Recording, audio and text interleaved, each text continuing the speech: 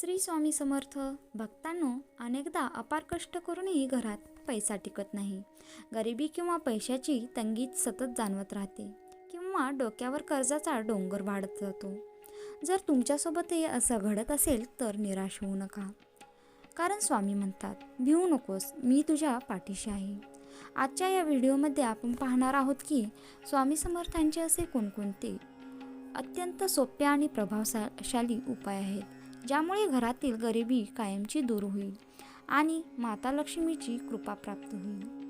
Video शेवटपर्यंत नक्की पहा. चॅनलवरती नवीन असाल तर चॅनलला सबस्क्राईब करा. तर पहिला उपाय, गुरुवारी स्वामी सेवा कशी करावी. गुरुवार हा स्वामींचा वार मानला जातो. या दिवशी सकाळी लवकर उठून स्नान करावे आणि स्वामींच्या मूर्तीची किंवा फोटोची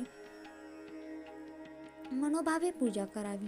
पूजेनंतर स्वामींसमोर तुपाचा दिवा लावावा आणि श्री स्वामी समर्थ या मंत्राचा कमीत कमी 1 माळ जप करावा. शक्य असल्यास गुरुवारी स्वामी चरित्र सारामृताच्या 3 अध्यायाचे वाचन करावे. यामुळे घरातील नकारात्मक ऊर्जा नष्ट होते आणि पैशांचे मार्ग मोकळे होतात.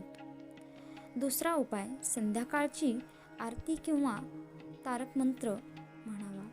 अनेकदा घरात पैशाची तंगी राहण्याचे मुख्य कारण म्हणजे घरातील अशांतता. रोज संध्याकाळी घरात भीमसेनी कापूर आणि लवंग एकत्र करून जाळावी आणि त्याचा धूर संपूर्ण घरात दाखवावा. त्यानंतर स्वामींची आरती किंवा स्वामी तारक मंत्र आवर्जून म्हणावा किंवा मोबाईलवर लावावा. स्वामींना दररोज खडीसाखरेचा किंवा दुधाचा नैवेद्य दाखवावा. यामुळे स्वामी अत्यंत प्रसन्न होतात आणि घरात अन्नधान्याची आणि पैशाची कधीच कमतरता भासत नाही.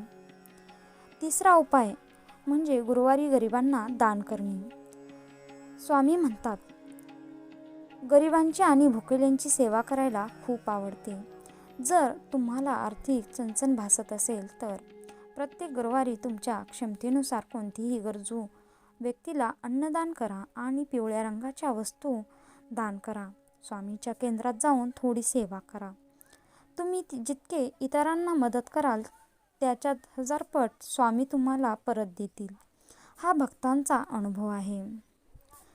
भक्तांनो, स्वामींवर पूर्ण श्रद्धा आणि विश्वास ठेवून हे उपाय करून पहा. तुमच्या कष्टाला स्वामींच्या आशीर्वादाची नक्कीच जोड मिळेल आणि घरातील दारिद्र्य दूर होईल. तुम्हाला हा व्हिडिओ कसा वाटला ते कमेंट बॉक्समध्ये नक्की कळवा. श्री स्वामी समर्थ लिहायला विसरू नका.